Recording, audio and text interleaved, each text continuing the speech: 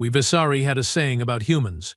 Their bodies break like dry twigs, their lives flicker like candles in space wind. Hey, what cosmic fools we were. My name is Korith Vaughn, Senior Xenobiologist for the Visari Dominion Fleet, and I'm about to tell you how spectacularly wrong an entire galactic civilization can be. Consider this my formal confession, recorded for whatever species inherits this mess we have made. Commander Vaughn, the human vessel approaches. Pathetic little thing, isn't it? Lieutenant Drez clicked his mandibles together in what passed for laughter among our kind. The view screen showed a small, bulky craft, primitive by our standards, with thermal signatures suggesting inefficient combustion engines. Should we even bother with standard intimidation protocols? I sighed, all four of my breathing vents fluttering with impatience. Protocol exists for a reason, Lieutenant. Even the weakest species deserves the dignity of proper conquest procedures. The bridge of the VSF Inevitable Victory hummed with barely contained derision. Our vessel, a magnificent dreadnought-class warship, dwarfed the human craft by at least 40 times. We could have vaporized them with our tertiary weapons system, the one we typically used for clearing space debris. Opening communications, announced Trez N.A., our communications officer. Her voice dripped with the special kind of boredom reserved for utterly inconsequential tasks. The view screen flickered, and there they were. Humans, pink-skinned, soft-featured, with those ridiculous tufts of keratin sprouting from various parts of their bodies. The central figure wore what I assumed was their version of a uniform, a laughable attempt at military regalia. This is Captain Dana Martinez of the Earth exploration vessel Horizon. You have entered restricted space. Please identify yourselves. Her voice carried none of the fear we expected. How quaint. Commander Zokrath, our fleet's most decorated warrior and my direct superior, stepped forward. His 7-foot frame dominated the bridge, armor plates gleaming under the lights. This is Commander Zokrath of the Visari Dominion Fleet. Your species has been selected for assessment. Prepare to be boarded. Not conquered. Not yet. We were too civilized for that. First came assessment, then classification, then either conquest or alliance, depending on usefulness. Humans, from our initial scans, seemed destined for the negligible threat, potential labor resource category. The human captain blinked. Then, to our collective surprise, she laughed. Actually laughed. Yeah, that's not happening today, Commander.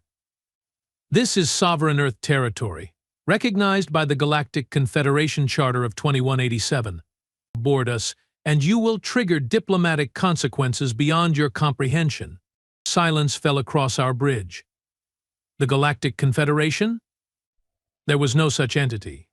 We Visari, along with the Trozek Empire and Meldari Collective, constituted the only significant powers in this sector.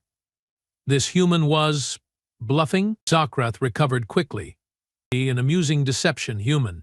Your species has not yet achieved faster-than-light travel, has no quantifiable psychic potential, and possesses no natural defenses. You are classified as pre-integration, Category 7.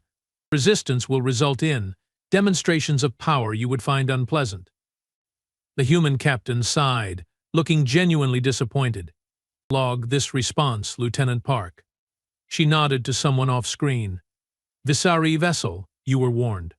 Deploying countermeasures. We all laughed then. Countermeasures from that tiny vessel. The very concept was absurd. Should I raise shields, Commander? Asked our defense officer, barely containing his amusement. Why waste the energy? Zokrath waved dismissively. Let's see what these fragile creatures consider a countermeasure. It might provide valuable psychological insight. 10 seconds later, our primary systems crashed, all of them, simultaneously. Alarms blared as bridge lighting switched to emergency power. View screens flickered wildly before stabilizing. What's happening? Zokrath roared, his amusement evaporating instantly. Alone, Commander. Some kind of invasive code has penetrated our firewalls, and our systems officer never finished her sentence. The ship lurched violently, throwing several officers from their stations. On the still-functioning view screen, Captain Martinez leaned forward, her expression unchanged. That was a Class 2 WISP. Wireless Information Security Penetrator. It's fairly basic stuff. We have temporarily disabled your weapons, navigation, and shield systems. Don't worry, life support remains functional.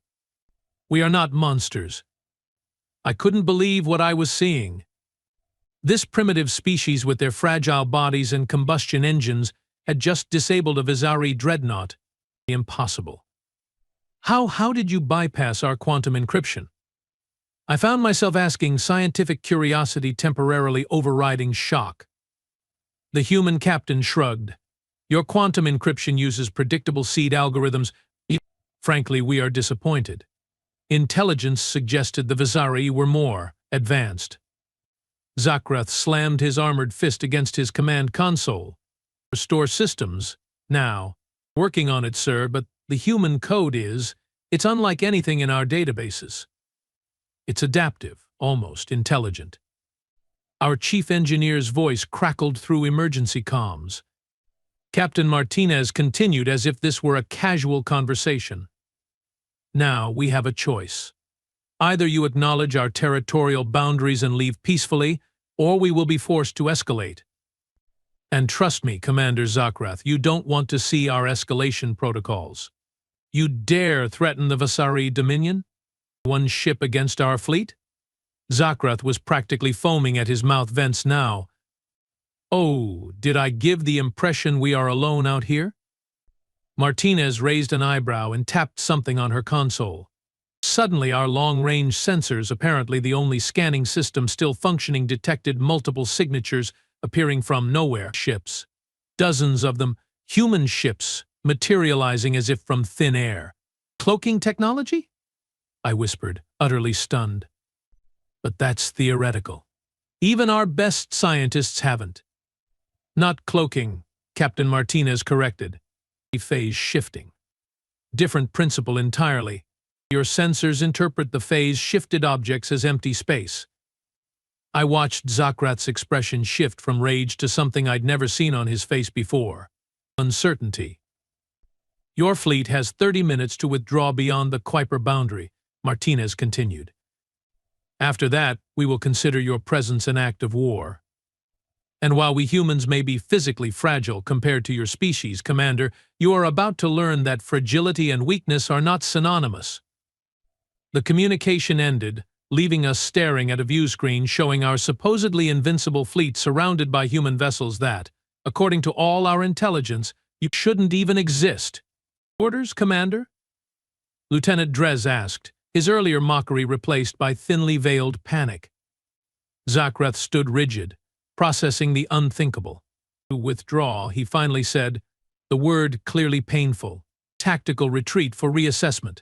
But, sir, our reputation will suffer far more if we are defeated by a species we classified as negligible, Zakrath snapped. Signal the fleet. Withdraw beyond the boundary. And someone get our systems back online. As the bridge erupted into frantic activity, I found myself drawn to the view screen, studying the human vessels. How had we been so wrong? Our intelligence on Earth came from decades of observation, thousands of data points, hundreds of specimen examinations. Humans were physically weak, emotionally unstable, and technologically primitive. Yet here we were, a mighty Visari fleet, retreating. 3 cycles later, I found myself in a position I never anticipated, standing before the High Council, explaining our failure. Me, a xenobiologist. As if biology could explain away the technological gap we'd encountered. The humans appear to have concealed their true capabilities, I explained, trying to sound authoritative rather than bewildered. Our intelligence was fundamentally flawed. My counselor Vex Alia leaned forward, her ancient face etched with deep lines of concern. Explain how an entire intelligence apparatus could miss such advancement, xenobiologist Vaughn. I swallowed hard. My theory, counselor, is deliberate deception. The humans allowed us to observe only what they wanted us to see. The primitive combustion crafts, the fossil fuel usage, The petty territorial conflicts, all possibly an elaborate facade. To what end? Another counselor demanded. Why would they hide their capabilities? Perhaps, I ventured, they have been studying us as we studied them, learning our weaknesses while presenting false ones of their own. The chamber fell silent. The implications were staggering. If humans had deceived us so thoroughly, what else didn't we know about them? We need more information, Vexalia declared. Direct contact, not just observation. Senior xenobiologist Vaughn, you will lead a diplomatic mission to Earth. Learn everything you can about their true capabilities. My blood froze. Me? But I'm a scientist, not a. Precisely why it must be you. Your scientific background makes you ideal for this assessment. Besides, she added with grim humor, after Commander Zokrath's display, we need someone who might actually listen before threatening annihilation. And that's how I found myself aboard the VSF Diplomatic Envoy, a vessel deliberately chosen for its modest size and minimal weaponry, heading back toward Earth with a crew of scientists and one very reluctant diplomatic officer. I still don't understand why they let us leave, muttered Kelnara, my research assistant, as we reviewed Earth data in the ship's laboratory. If they have such advanced technology, why not cripple our entire fleet? Capture our ships for study? Perhaps that reveals something fundamental about them, I mused. Violence as last resort rather than first instinct. Remember, they disabled our systems without causing casualties. Weakness, grumbled Security Officer Tarek. Hesitation in battle is always weakness. I gave him a sidelong glance. That mindset nearly got our fleet captured or destroyed. Perhaps we should consider alternative interpretations.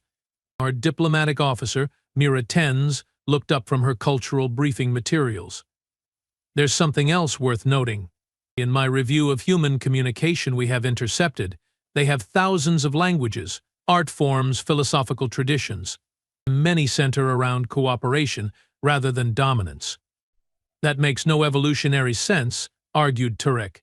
Competition drives advancement. Yet they advanced enough to defeat our security systems with ease, I pointed out. Perhaps cooperation offered them different, but equally effective evolutionary advantages. Our approach to Earth was markedly different this time. We announced our presence at the edge of their solar system and requested permission to approach. The response came swiftly.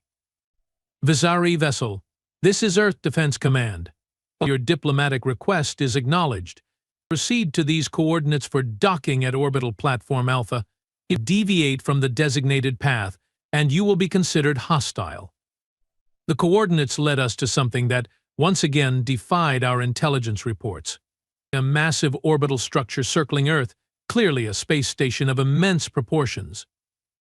Our previous observations had noted primitive satellite networks and one small international space station. This was a celestial metropolis. By the void, whispered Kelnara. Look at the energy readings. That station could power our entire homeworld. As we docked, I prepared myself for first contact, real contact, not the disastrous encounter of our fleet. The airlock cycled, and I stepped through with Mira Tens beside me, leaving the others aboard our ship as agreed. 2 humans waited for us. 1 female, 1 male, both dressed in formal attire that bore subtle military styling without being overtly martial. Welcome to Orbital Platform Alpha, the woman said. I'm Director Eleanor Reeves. This is Chief Science Officer Dr. Amit Patel. We will be your primary contacts during this diplomatic exchange. I performed the formal greeting gesture we'd prepared. I am Senior Xenobiologist Koreth Vaughn. This is Diplomatic Officer Mira Tens. We come seeking understanding and knowledge. Director Reeves nodded, her expression neutral but not unfriendly. Understanding begins with honesty. Xenobiologist Vaughn. Your fleet came to our system with conquest in mind. What has changed? Direct.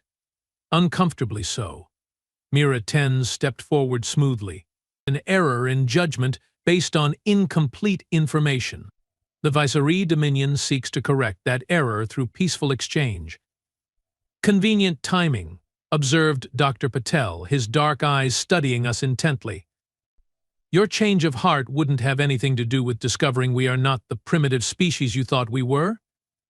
I decided honesty might serve better than diplomatic evasion. In truth, yes, we were wrong. Catastrophically wrong. That raises questions we need to answer. Something in my bluntness seemed to resonate with them.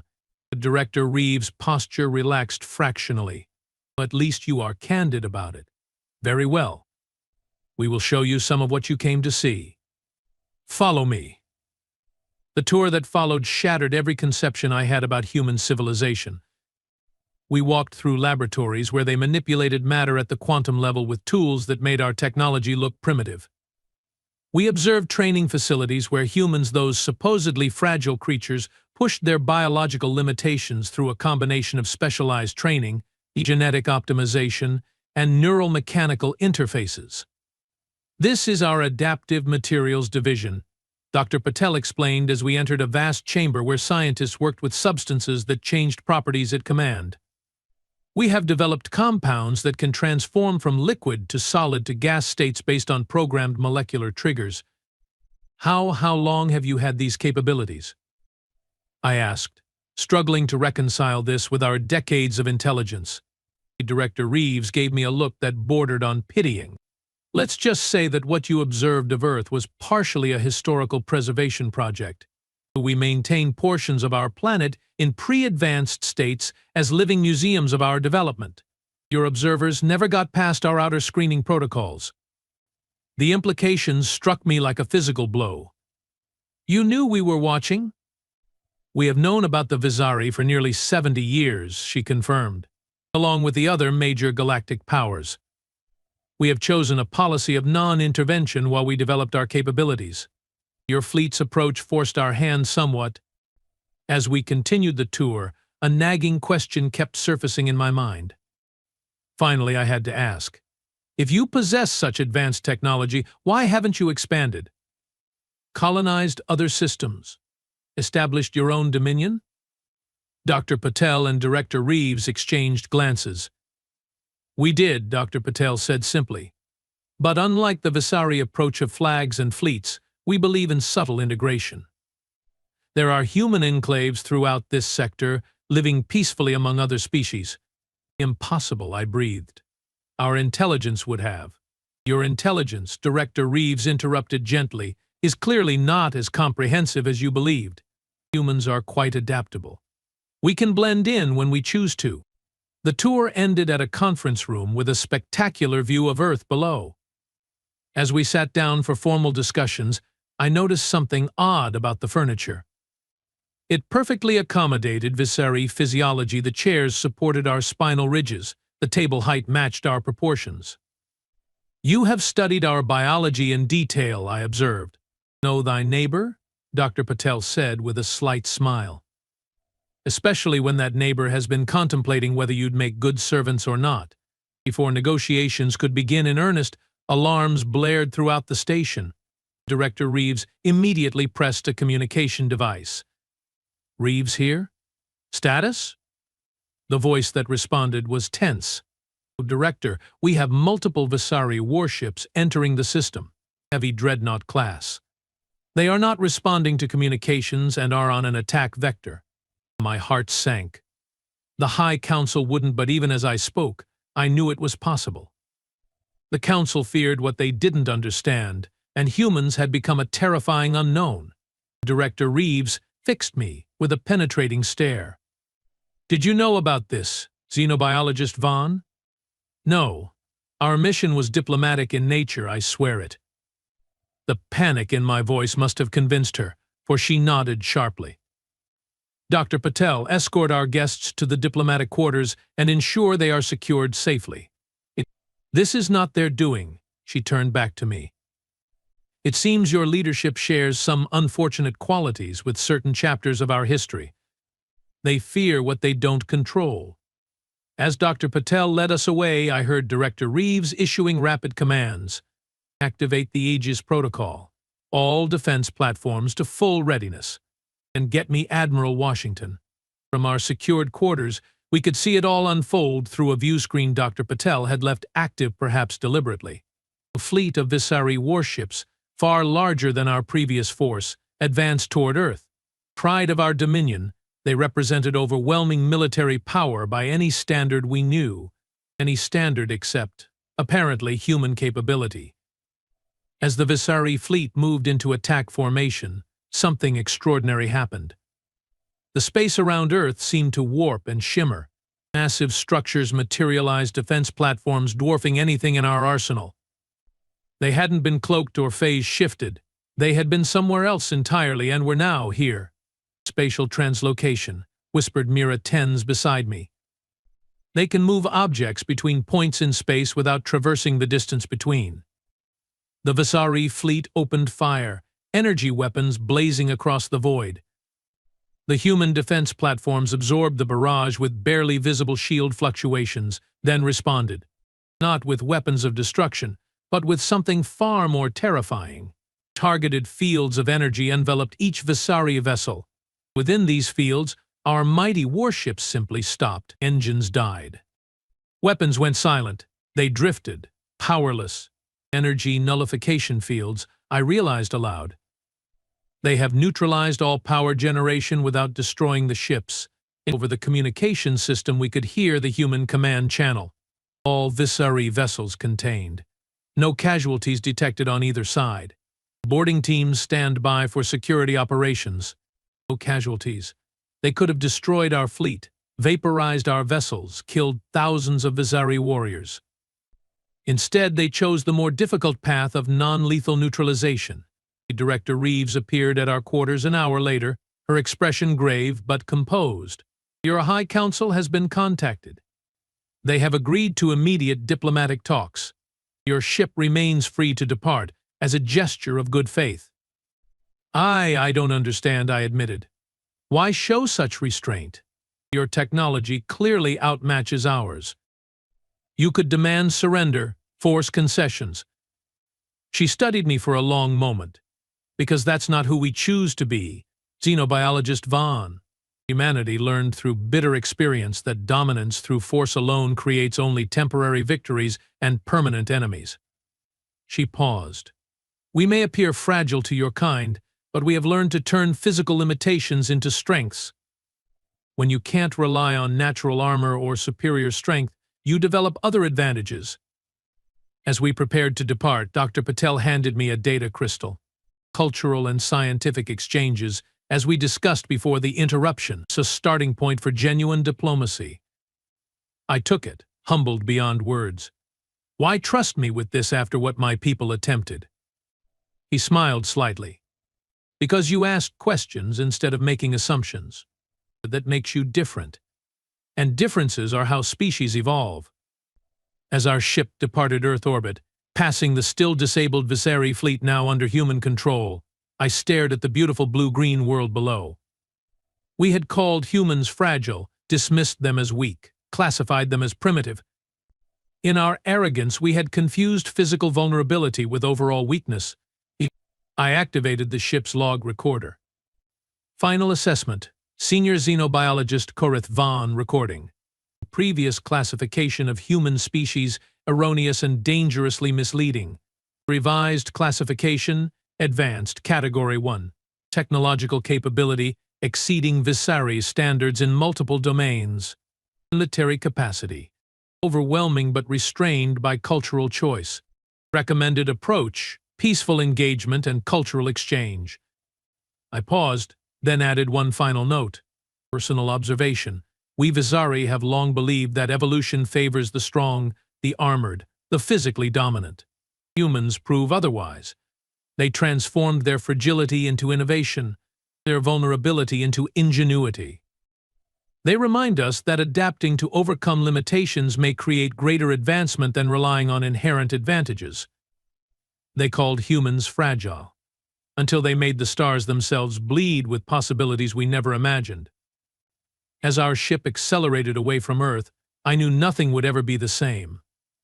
For me, for the Visari, or for the galaxy at large. The age of underestimating humanity was over, and a far more interesting age was just beginning. 3 standard months after our diplomatic mission to Earth, the Visari Dominion found itself in an unprecedented position, humbled. The mighty conquerors of 17 star systems brought to the negotiating table not by superior force, but by the shocking realization that we weren't even close to being the apex predators we thought we were. The human representatives will arrive in 6 hours, announced High Counselor Vex Alia, her voice echoing through the Grand Chamber of Dominion Affairs.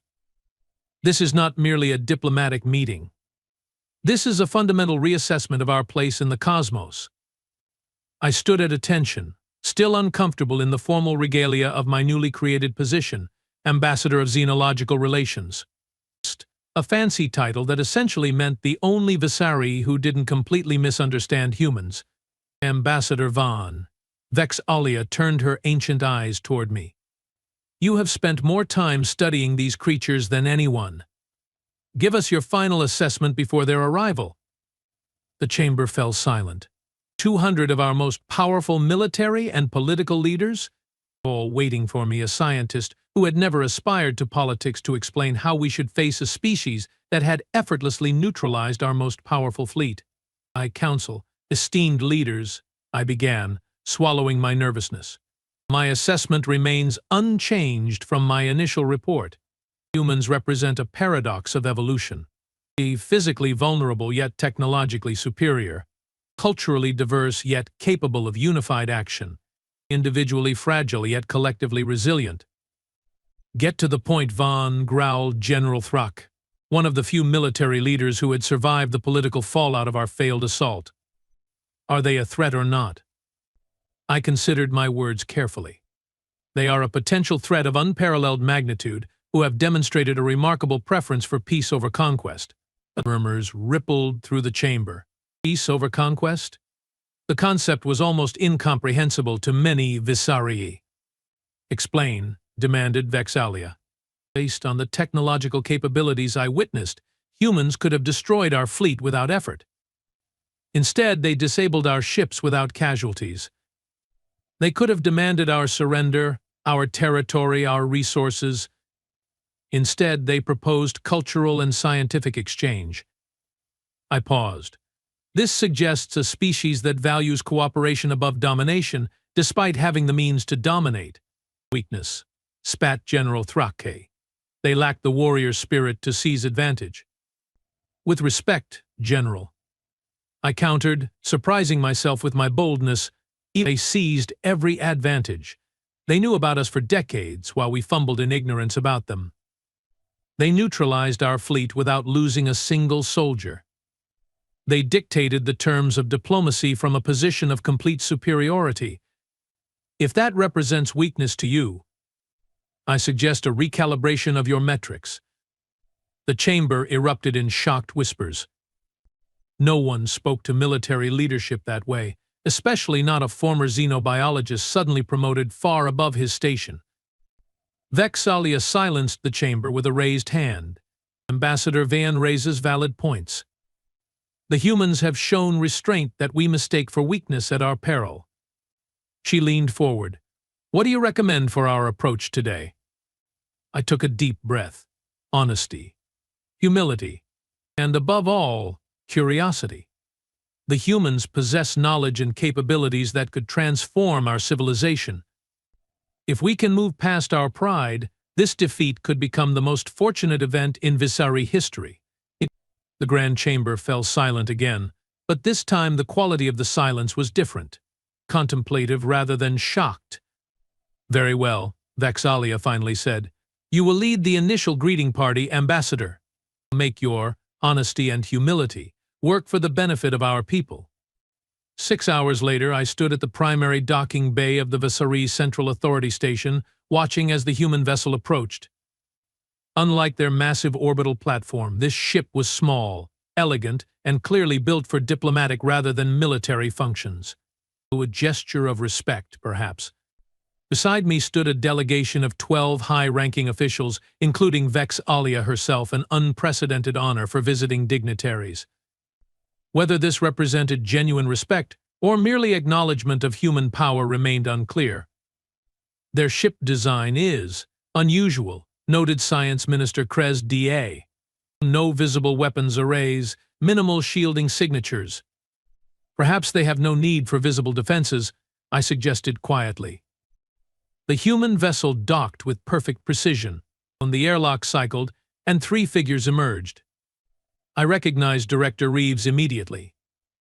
Beside her walked a tall human male with dark skin and a bearing that radiated quiet authority. He was dressed in what appeared to be a formal military uniform adorned with various insignia.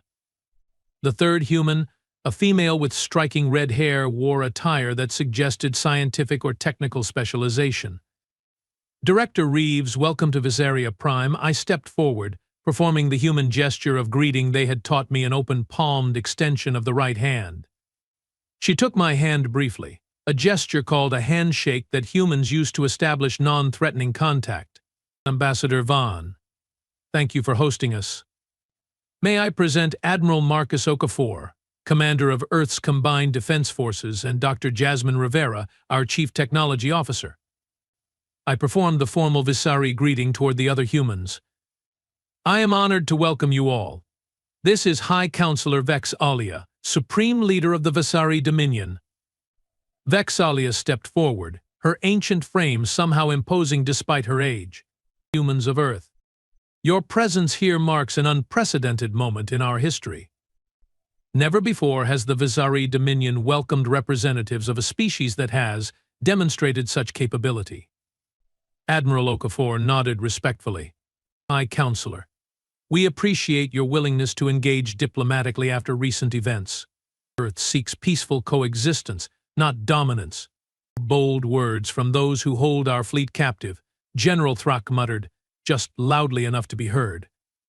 I winced internally, but Admiral Okafor merely smiled. Your fleet is no longer captive, General. It was released and is currently en route to this system under its own power.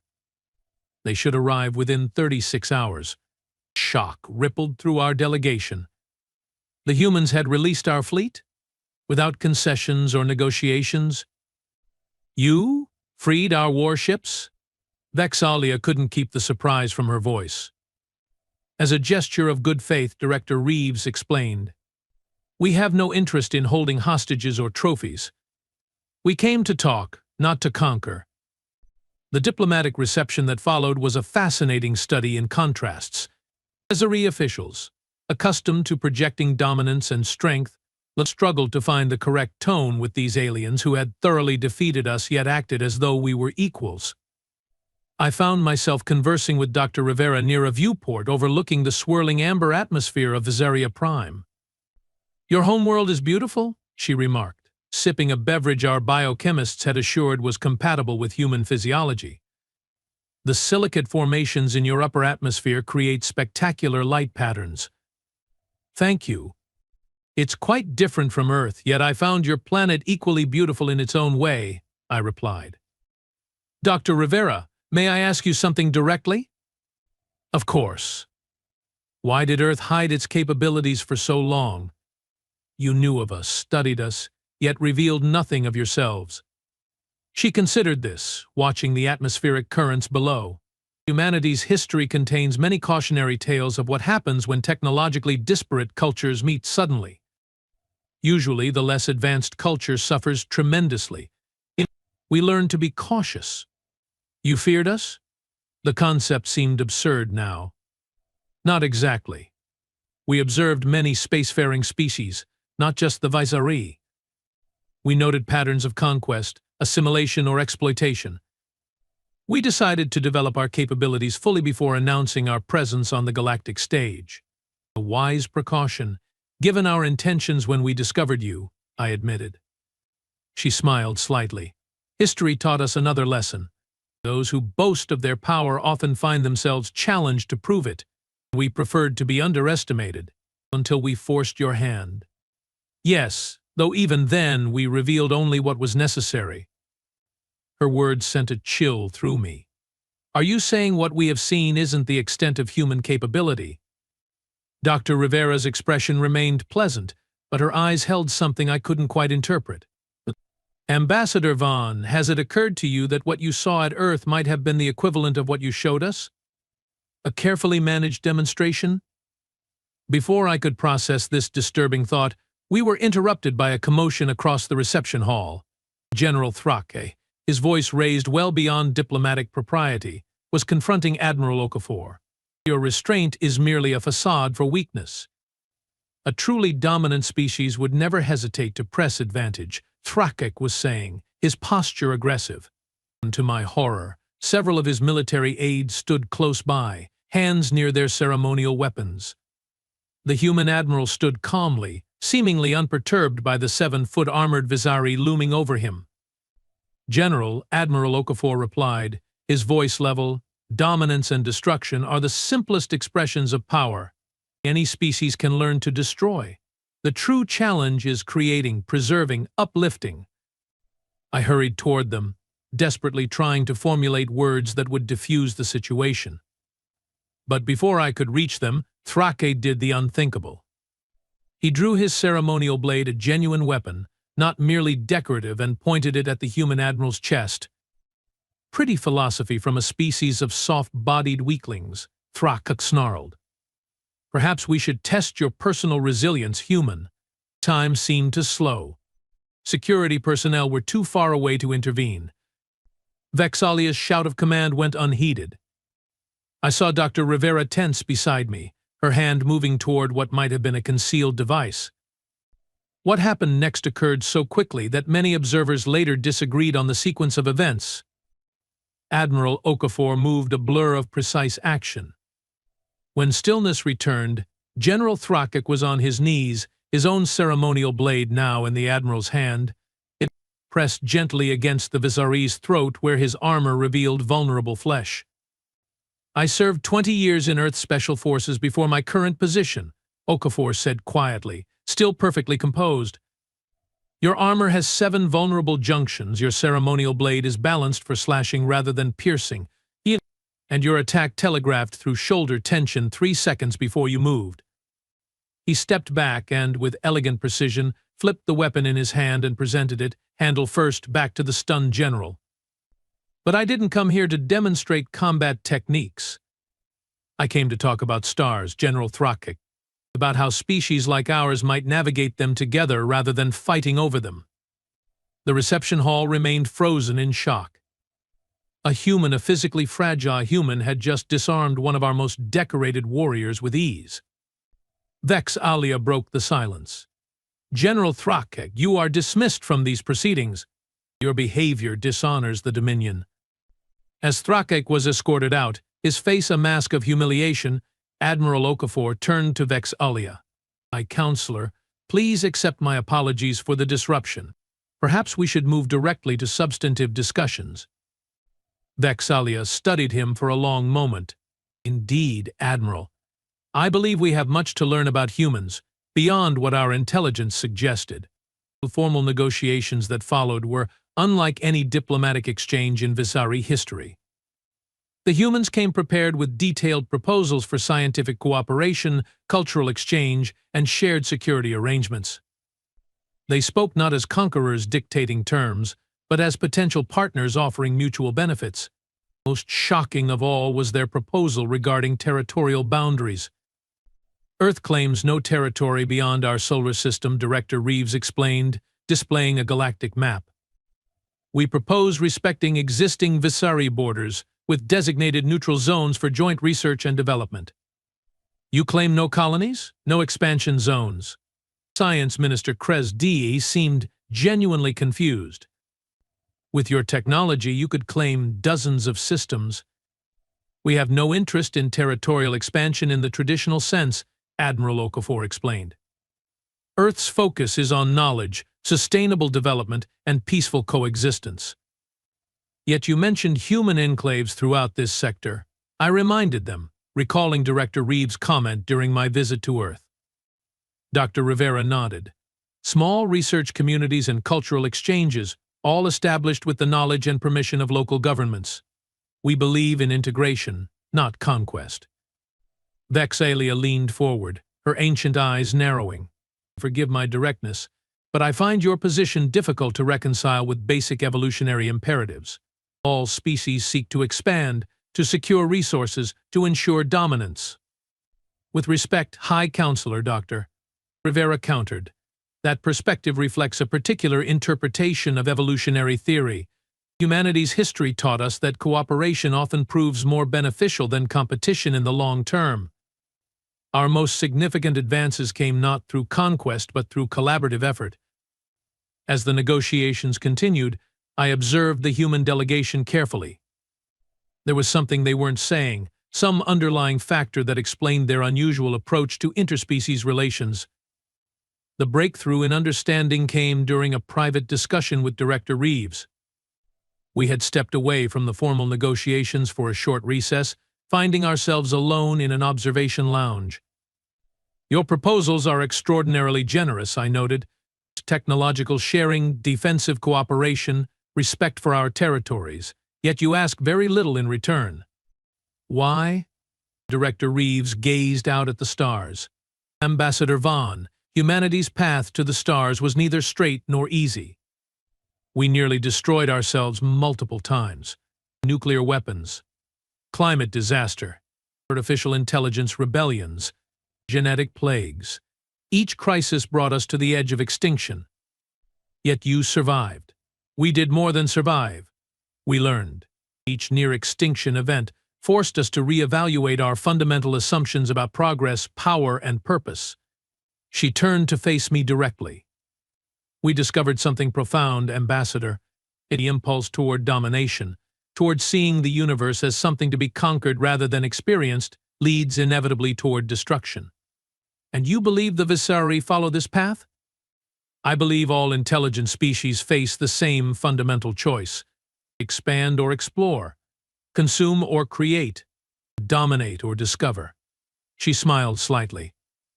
"The Visari have chosen expansion, consumption, and domination. That path leads to certain outcomes, none of them conducive to long-term survival." "You speak as if you have seen this pattern before," I observed. "We have. In our own history and in others. The galaxy is littered with the remnants of civilizations that reached technological supremacy without achieving wisdom to match." A disturbing thought occurred to me. "These human enclaves throughout the sector, you are not just researching or engaging in cultural exchange, are you? You are observing, studying, developing civilizations." Her expression remained neutral, but her eyes told me I'd touched on something significant. "Every species walks its own path, Ambassador. We merely take notes on the journey and intervene when necessary. As you did with us, we prefer non-intervention. Your fleet forced an exception to that principle." The full implications hit me with sudden clarity.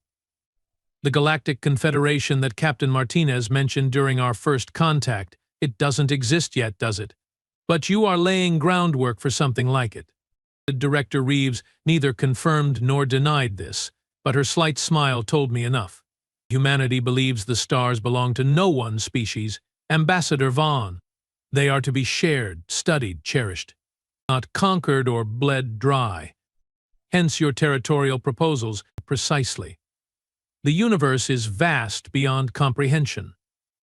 There is no need for conflict over resources or habitable worlds when cooperation can benefit all." When formal negotiations resumed, I found myself viewing the human proposals through a new lens. They weren't merely being generous. They were attempting to guide the Visari Dominion toward a different evolutionary path away from conquest and toward cooperation. The final session of negotiations brought an unexpected revelation. Dr. Rivera activated a holographic display in the center of the chamber, showing what appeared to be a star system none of us recognized. "This is the Altaris system, approximately 70 light-years from Visaria Prime," she explained. "It contains a phenomenon we believe will be of great interest to Visari scientists." The display zoomed in, showing a strange spatial anomaly near the system's fourth planet. Reality itself seemed to fold and ripple around a central point of brilliant energy. "A natural wormhole." Science Minister Krez Da leaned forward, unable to hide his excitement. "Stable?" "Semi-stable," Dr. Rivera corrected, "and not entirely natural. We believe it was created by a civilization that predates all current spacefaring species by at least 2 million years. The chamber erupted in astonished murmurs. Artificially created wormholes were theoretical technology even by human standards. We have established a research station in the system, Admiral Okafor continued. We invite Visari scientists to join the international team studying the phenomenon. Why share this discovery with us? Vex Alia asked directly. Especially after our hostile actions, Director Reeves answered. Because some discoveries are too important, too fundamental to the understanding of our universe to be claimed by any single species. The Altaris anomaly may contain keys to interstellar travel beyond anything currently known. Such knowledge should be developed collaboratively, with multiple perspectives and ethical frameworks guiding its application. I watched the Visari leadership process this. The humans were offering access to potentially the most significant scientific discovery in modern history to a species that had recently attempted to conquer them. There would be conditions, I assume? Vexalia finally asked. Primarily that all discoveries be shared openly with all participating species and that applications of the technology be subject to mutual agreement, Dr. Rivera confirmed. We believe the Visari have unique insights that would benefit the research tremendously. Your work on quantum probability manipulation is particularly relevant to understanding the anomaly's behavior. The negotiations concluded with what many would later call the Visaria Accords, the first step toward a genuine multi-species collaborative framework. The Visari Dominion agreed to respect Earth's sovereignty, participate in scientific and cultural exchanges, and join the Altaris Anomaly Research Consortium. In exchange, humans would share specified technologies and support Visari scientific advancement. As the human delegation prepared to depart, I found myself once again conversing with Dr. Rivera. The Altaris Anomaly, I said quietly. It's more than just a scientific curiosity, isn't it? She studied me carefully. What makes you say that? The way you all speak of it. The resources you have committed, and the emphasis on ethical frameworks for its application. This isn't merely a fascinating phenomenon, it's a potential power source or transportation method beyond anything currently imaginable. Dr. Rivera nodded slowly. The preliminary data suggests the anomaly doesn't just connect points in our space-time. It may connect to elsewhere. Another galaxy? Perhaps. Or something else entirely. She lowered her voice. Ambassador Vaughn, the universe is far stranger and more wondrous than any single species can comprehend alone. That's why cooperation isn't just ethically preferable, it's practically necessary for advancement beyond certain thresholds. As the human ship departed our station, I found myself reflecting on everything that had transpired since our disastrous first contact. We had approached humans as potential conquests and found instead potential teachers. We had sought to dominate and discovered the limitations of that impulse. 1 year later, I stood on the observation deck of the joint Earth-Visari research vessel Cosmic Horizon, approaching the Altaris anomaly for the first time. Beside me stood a mixed crew of humans and Visari, along with representatives from 3 other species who had joined the research consortium. Magnificent, isn't it? Remarked Dr. Jasmine Rivera, who had personally invited me to join this mission. The readings we are getting defy conventional physics. The anomaly filled the view screen, a swirling vortex of energy that seemed to fold space itself around it. Colors that had no names in any language pulsed within its core. We were wrong about so much, I said quietly. Not just about humans, but about the fundamental nature of expansion and progress. How so? She asked, though I suspected she already knew. We thought true power came from domination, controlling resources, territories, other species. But there's another kind of power in connection, in the sharing of knowledge and perspective. She smiled. The stars don't need to bleed to give up their secrets, Ambassador Vaughn. They simply need to be approached with patience and wonder. As our ship moved closer to the anomaly, its energy readings spiked dramatically.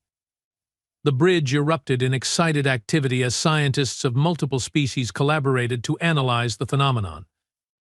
We are detecting a transmission from within the anomaly, announced the communications officer, a young Visari named Tella, who had been one of the first to volunteer for the joint mission. A transmission? From whom? Dr. Rivera moved quickly to the console. Unknown. The pattern suggests artificial origin, but unlike any communication protocol in our databases. Tella worked her controls with practiced efficiency. It's repeating on multiple frequencies. As the bridge crew worked to decode the transmission, I found myself staring at the anomaly with a profound sense of humility. Once the Visari had thought ourselves near the pinnacle of evolution, destined to rule the stars through superior strength and military might. Now we stood as just one species among many, united in our shared ignorance before the mysteries of the cosmos. The first fragments of the transmission began to resolve into comprehensible data, mathematical sequences at first, then simple geometric patterns, then more complex information that our computers struggled to interpret. It's an invitation, Dr. Rivera breathed, staring at the displays. Her instructions. For making contact. I looked around the bridge at the assembled crew humans, Visari and others, each working seamlessly together on the threshold of a discovery that might transform our understanding of reality itself. Then let's accept the invitation, I said. Together. As our joint expedition prepared for humanity's greatest first contact, not with fragile humans, but with whatever intelligence waited beyond the anomaly, I couldn't help but appreciate the irony. We Visceroi had called humans weak because of their physical limitations, never understanding that true strength lay in adaptability, cooperation, and the wisdom to know when not to fight. They didn't make the stars bleed through conquest. They made them sing through discovery. And in the end, that proved the greater power.